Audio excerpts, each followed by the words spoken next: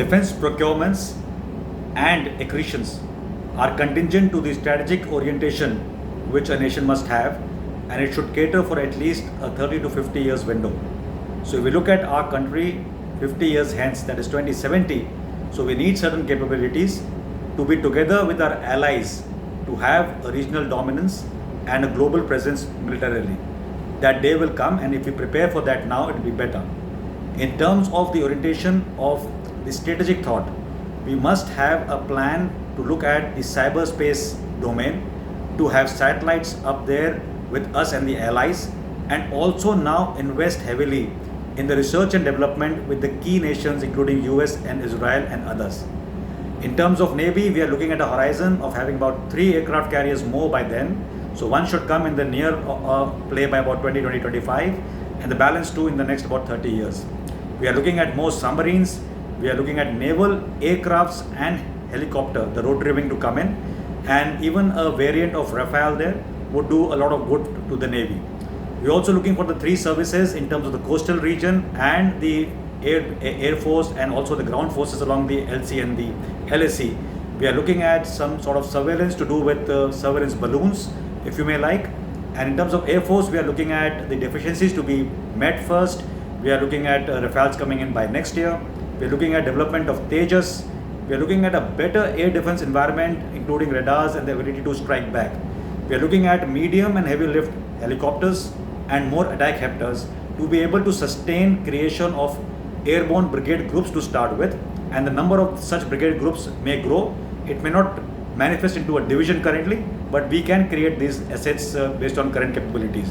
More UAVs also in the offing insofar as the Air Force is concerned.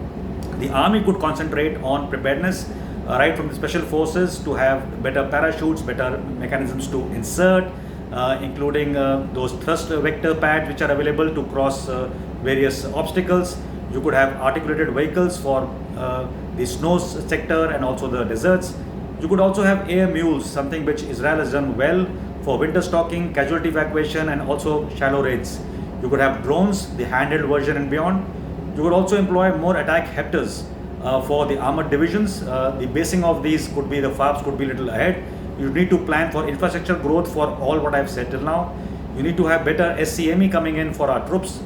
And in terms of accretion as we go along, cyberspace command, airborne brigade groups, additional corps to be raised for the infantry and the mechanized forces, more impetus on the mechanized forces to come about, including in constricted spaces and key terrain, which we are operating along the LC and the LSC where applicable.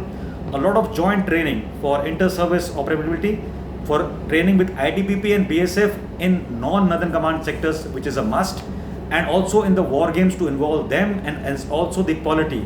So right from the defense minister to RRM should get involved to a corps level and an army command level or services command level kind of war game now, and they should be in picture, and that will be a better pitch to say what we need to do, and what kind of plans to make. The underground facilities must increase in the nation for all 3 services without a doubt.